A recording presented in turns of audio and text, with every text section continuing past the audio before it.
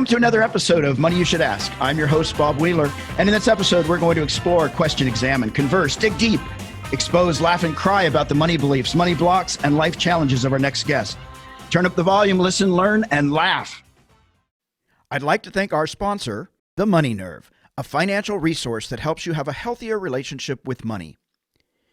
Do you feel shame around your past financial decisions? Do you feel alone in your financial struggles? Do you self-sabotage your potential financial successes? Do you keep making the same choices, expecting different results? The Money Nerve has just launched a new online course called The Course to Financial Freedom. To learn more, go to themoneynerve.com/course. The Money Nerve has an offer to all Money You Should Ask listeners for a 25% discount on the course. Use code MYSA, all caps, 25, and start your course to financial freedom now. Thanks again to our sponsor, The Money Nerve. It's a pleasure today to introduce my guest, Dave Bennallack. Did I say it right? Yes. Bennallack? Yes, I did, because I was explaining I'm a simple guy, and so big words, anything more than 3 syllables gets me. Dave, up until recently, was with Cox Media Group for the past 30 years as news director and retired as the senior manager, director of content. I was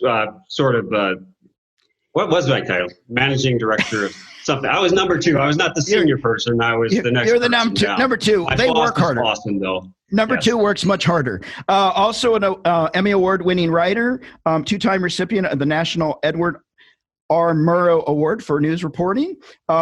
You retired early on your own terms, but you started investing when he was about 20, and he and his wife did not always get it perfect. In fact, they had a lot. You had a lot of debt, and you used some pawn money to start your first emergency fund, but you were on the right track. So the great thing, we connected through FinCon, and I want to give a shout out to FinCon because it's an amazing community that connects folks with other folks who create new media, blogging, podcasting, social media, and video about financial topics like debt, investing, and coupons. It's to help educate and inform people about financial literacy. Dave, it's great to have you here. Thank you for joining me. Thanks very much. Pleasure to be here. So I have to start off with one of the first things to see how you've reconciled this. One of your goals when you were younger was to replace Vince Scully as the voice of the Dodgers. Yes, and it was. I know he retired and eventually, but yes, like last year or something. Yeah, he just did. He got a road name for him. So it didn't happen. Were you crushed? And and what else did you dream about doing? Well, let's put it this way. Before that, I wanted to replace Davey Lopes at second base, but that didn't work out either. That didn't work out either. But I think that I tell you a wonderful story about Vin is that when I was in high school, I wrote to him. I said, I want to be like you, and I figured this is going to go nowhere or whatever. And he wrote me back, and he gave me this, and it was a letter to me saying, here's what you do. I want you to go to college, be an English major and a journalism broadcasting minor. And of course I did the opposite, and I was the broadcasting major and the English minor, but I did get the English minor. And I just thought it was just such a wonderful thing for him to do. So many people, I'm sure, wanted to contact him and to take the time to send me that and to give me some direction. I really, really appreciated it. Wow, that's pretty awesome.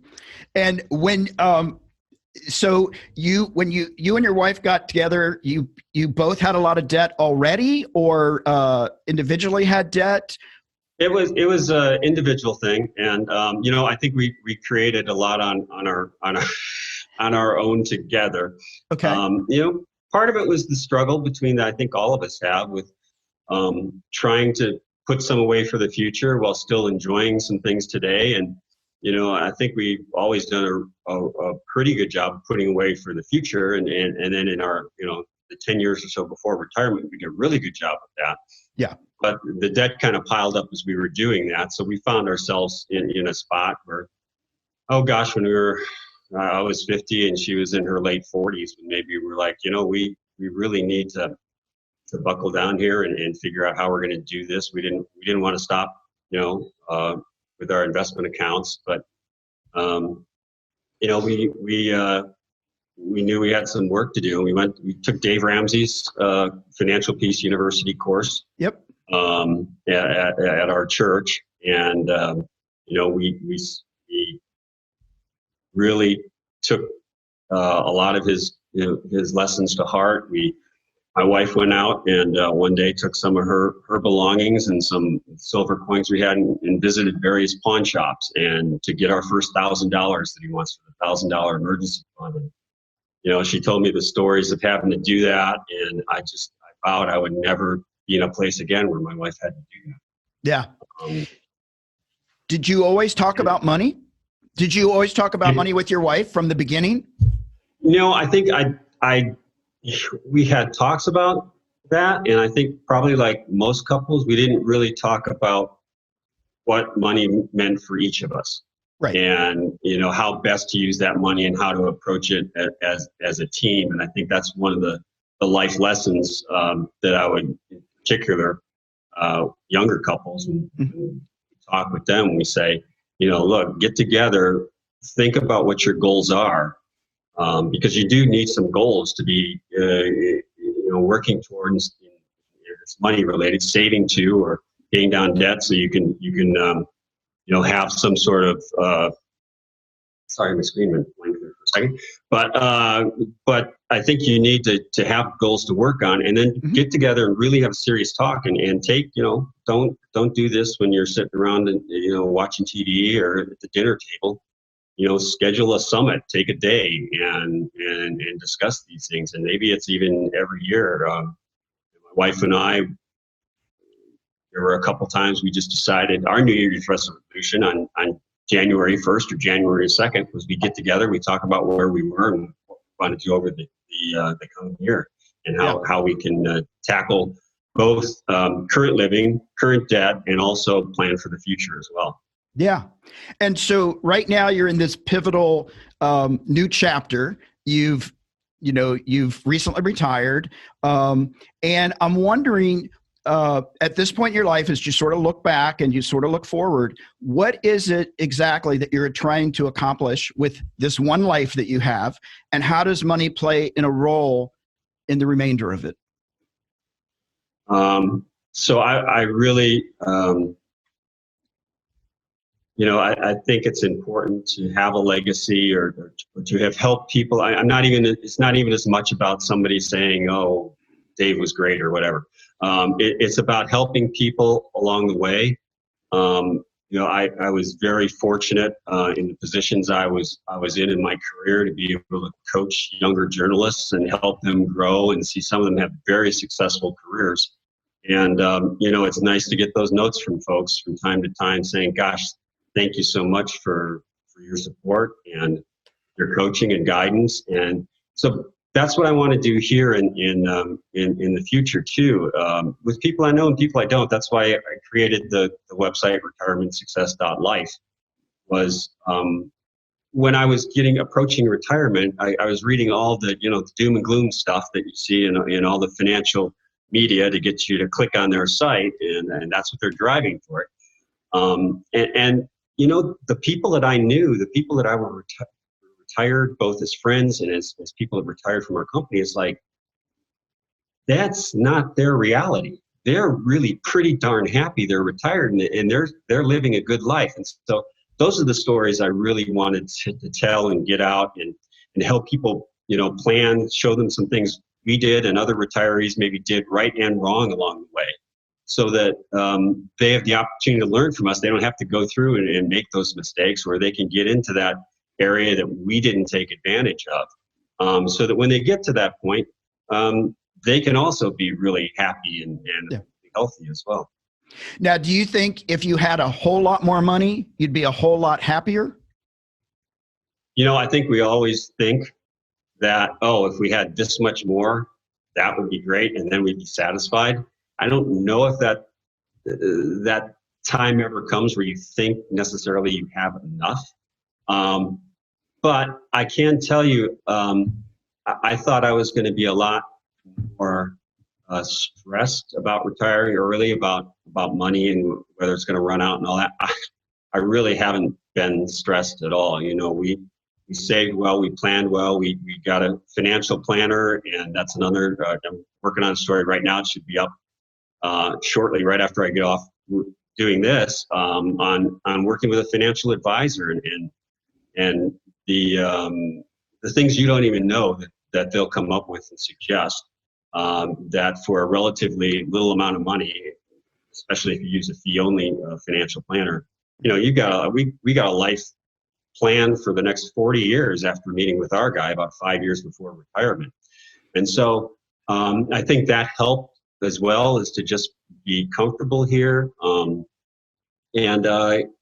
you know, it's I'm finding out exactly what my friends and colleagues who'd retired before me were pretty happy. You know, it's not all, you know, butterflies and cupcakes. There are some things we still have to do, and there's frustrations and all of that, just like life before retirement. But overall, it's a pretty nice feeling to have.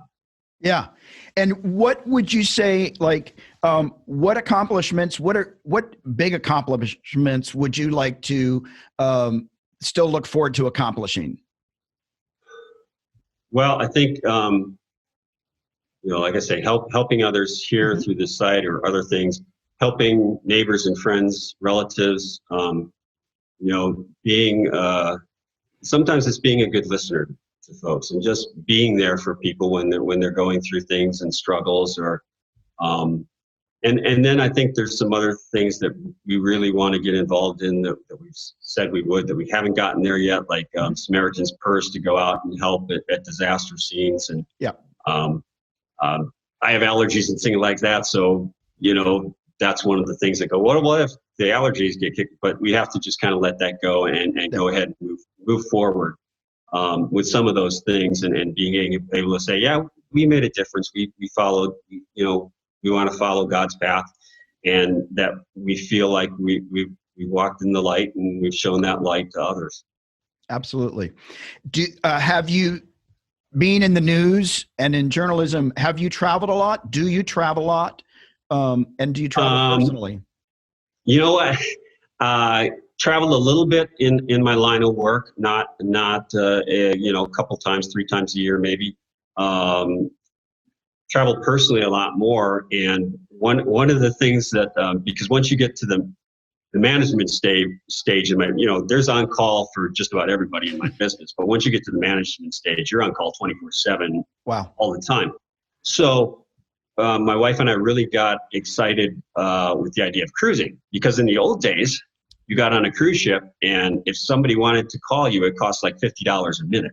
So, so that was so out. we knew once that gangplank went up, we are set for the next week. We don't have, we can let the woes of the world for that week. You know, I had good people in place to take care of things when I was gone, and but that was sort of our respite. So we enjoyed traveling there. We've traveled some to non-cruising things. We've gone to Europe a couple of times. We were at Tahiti one time. Our honeymoon was Hawaii. Nice. We went back there once. So there are places we want to go. We talked about Australia and you know, Israel someday, hopefully. Cool. Nice. But we've been very fortunate. We've been able to do some traveling. We really enjoy it. That's awesome. That's awesome. Now, if you looking back, do you have any financial regrets? I think I regretted a couple of things that we didn't, you know, probably work on debt earlier, or work on, you know, I think one of my failings was always wanting a little bit bigger house than maybe we could afford. So it came with a little bit bigger mortgage payment. I think, you know, another regret was trying to decide, you know, what the investment markets were going to do. You know, instead of, you know, that's sort of the mantra now I would tell people is, especially you're in your 20s, 30s, 40s, just invest your money in low cost index funds and just leave it there. Don't worry about it. Market goes down 30%, 40% tomorrow. you're going to be buying stuff at a lot lower price with automatic investing. And think of it as you're buying stuff on sale that you're going to get.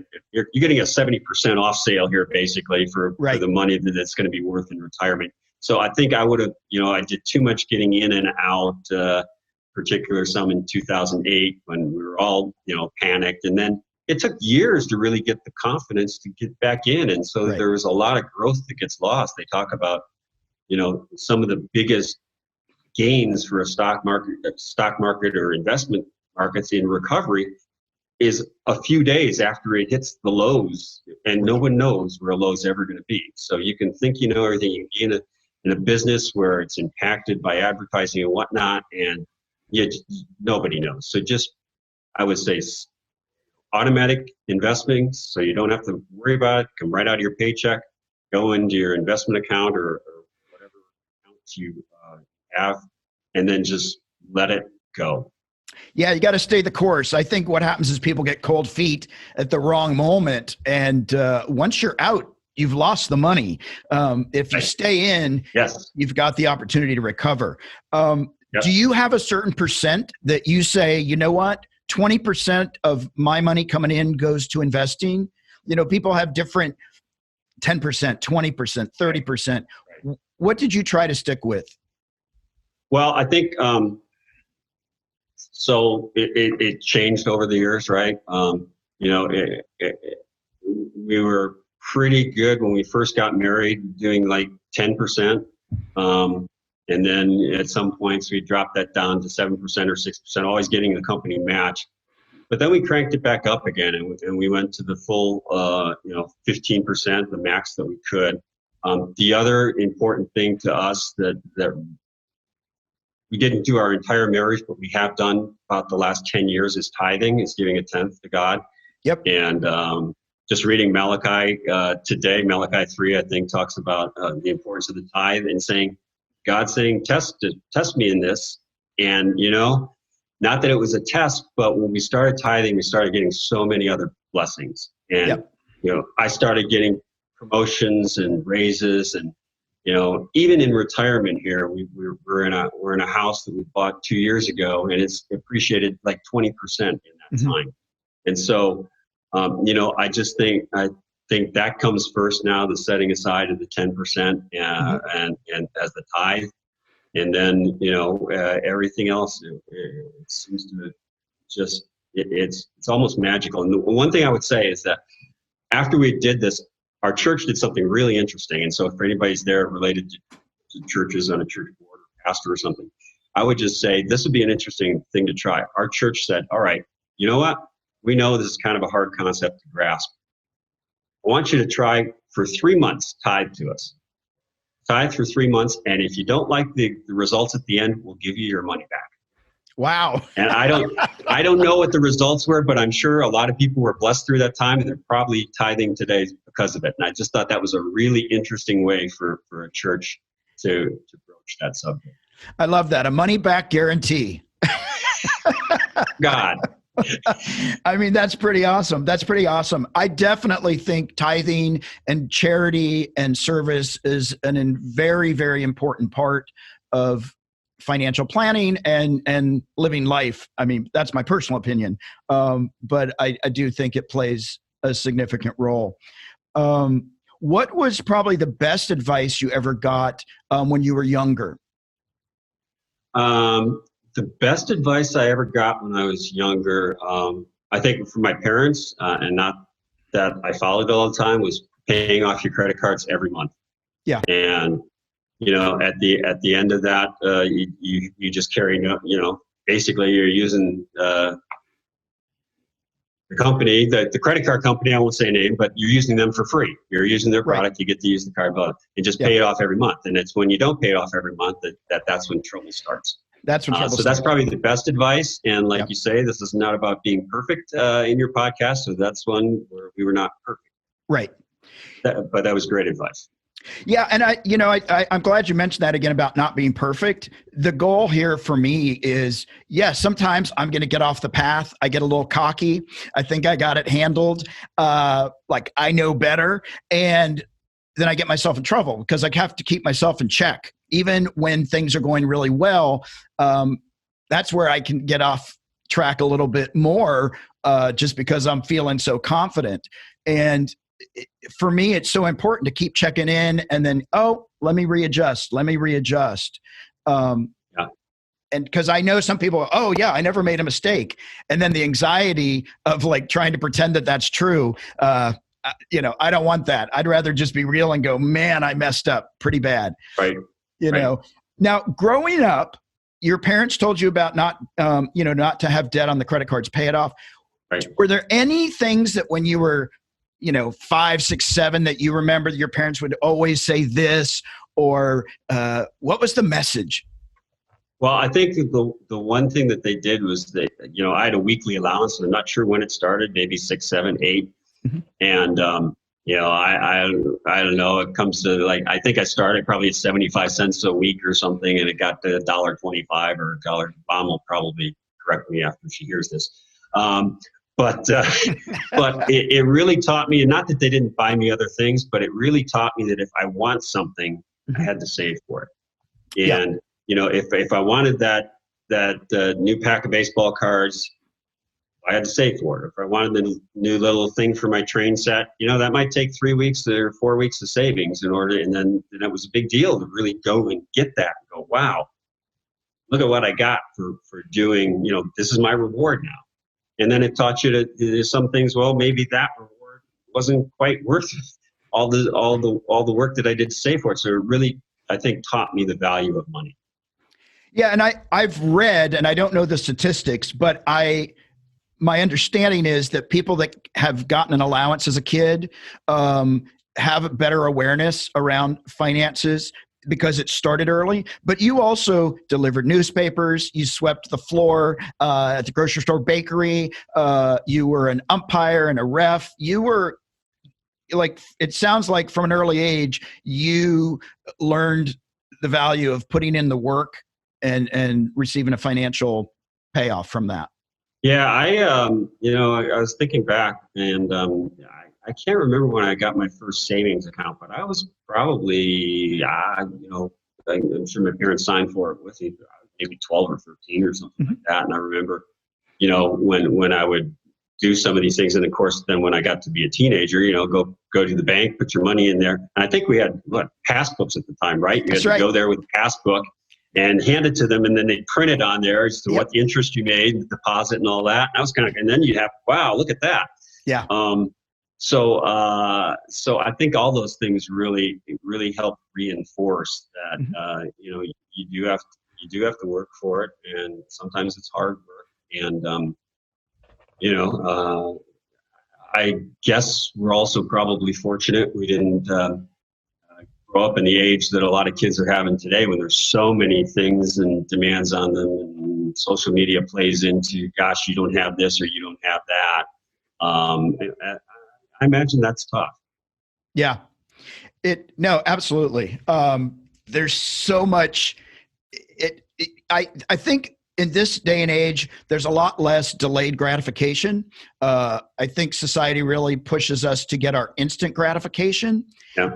And so I think, I think something gets missed in not learning to appreciate, to wait for something instead of, and I've been guilty of this too. I want it now. I have to have it now. It feels so important and then I get it. And I'm like, oh, wow. It wasn't a game changer, but I needed that impulse of feeling it. And the more that I delay gratification and actually, I feel like there's a lot more gratitude when I actually get what I want, instead of just like now. It actually makes me feel a little bit more entitled and childish. Yeah. So do you remember the first time you got some money and you thought, this is a lot of money?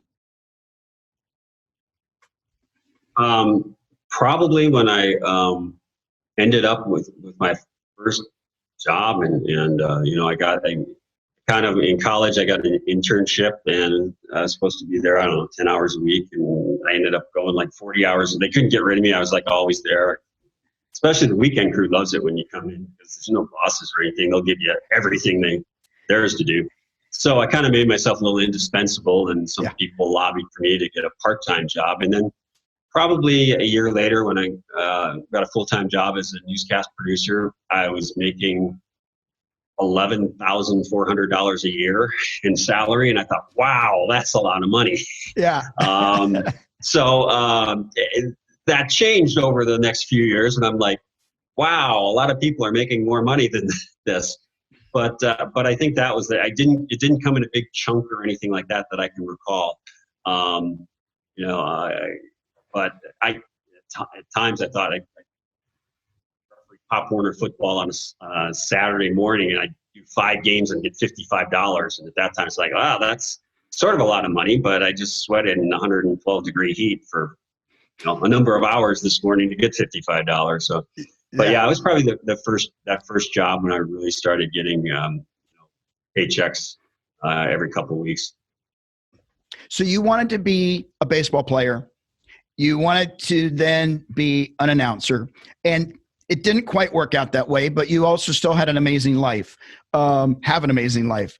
What would you say to young people that have these goals or these dreams? Some people say, well, don't dream big because it might not happen. What would you say to that, to people who are young that are, I want to do these things? I think you have to dream, and I think, there's nothing wrong. And I think maybe you have to dream big, because it gives you motivation to do what you need to get there. I think the thing to tell people, young people, to realize is that your dreams will probably change. That might be your dream, and you might actually, become president or something like that. But chances are along the way, I didn't know the path I would take, because I didn't even know it existed. I didn't know what a television newsroom was like. I didn't know there were things called newscast producers or a news director. Or, I just turned on the TV and I assumed the news came on and people who were talking did all the work. And they do a lot of work. So my anchor friends out there, not saying you don't, but I didn't know that these other jobs existed. So I think, have the dream, or whether it's a job or something else, but also as you're going along that path toward that dream, look around you, because you might see something that's even more interesting and more compelling to you, and it could create a new dream. Yeah. And so you go that direction, and maybe that dream changes in a few years to something else. But I think you should always have something that you're working for. Yeah, absolutely. I mean, what I'm really hearing you say, I know we're getting towards the end here, but what I'm really hearing you say is dream big, but be open, be flexible. Yeah. And I'm really hearing about doing the work, like do the work, have some faith, and really show up. And a big component for me, and you talk about this, I really feel it's important to be of service to other people. Like I do think that's I like to think that is our purpose, is to be of service and to make the world a better place. And it sounds like that you have worked really hard, and now you're helping people look at retirement and being able to continue that legacy of living a happy life. You don't have to have $10 million in the bank to measure happiness. It's about having a financial, healthy relationship and going from there and working with what you have. Yeah, it's about having enough financial health to be able to do all these other things. It's not about having the health so you can have all this money to go buy yourself stuff or whatever. It's to be able to be comfortable enough. Now I can go do stuff. Now I can go help people. Now I can share some of this with people that may need it. And a lot of people need that kind of help. And so I think all those other options are there if you've done the job financially to get yourself in a position where your first worry is not how am I going to get more coming in so that I can pay for the house and the car and food. Yeah, absolutely. Well, Dave, where can people find you on social media? Well, on social media, we're on Facebook, on Twitter, and Instagram. And the easiest thing is to just go into the search there and search for retirement success. And it will take you to it's shortened up the the address just a little bit for each of those, but just search for retirement success on any of those, and it will pop up right there at the top for our sites. Great. And we'll be sure and put all that information on all of our posts as we push this out. And I just want to say to the audience, listen out there, don't forget to share the love. You can find us on Facebook, Twitter, and Instagram. Search for Money You Should Ask, all one word. You can subscribe to this podcast on Apple Podcasts, Google Podcasts, Stitcher, or your favorite podcast player. And Dave Bennallack, it has been awesome having you here. Thanks for coming on. Thanks for sharing your wisdom. And, in the next life, I hope that you get to take over the voice of the Dodgers and hit it out of the ballpark. That would be heaven. That would be heaven. Thank you so much, Bob. I really, really appreciate it. I've really enjoyed this time. Yeah, thanks so much.